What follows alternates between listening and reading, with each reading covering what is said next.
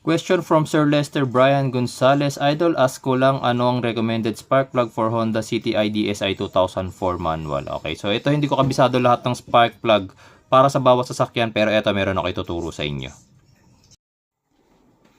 Para malaman nyo kung anong spark plug ang kailangan ninyong gamitin, punta lang kayo sa Google Chrome. Yan, tapos i-search nyo ang NGK Parts Finder. Ayan. Tapos makikita nyo rito ay ang Nitera Philippines na yan. Click nyo lang yan. Tapos dito, sa type, syempre automotive, since kotse, maker, ilagay nyo na Honda. Yan. Model. IDSI daw, Honda City IDSI.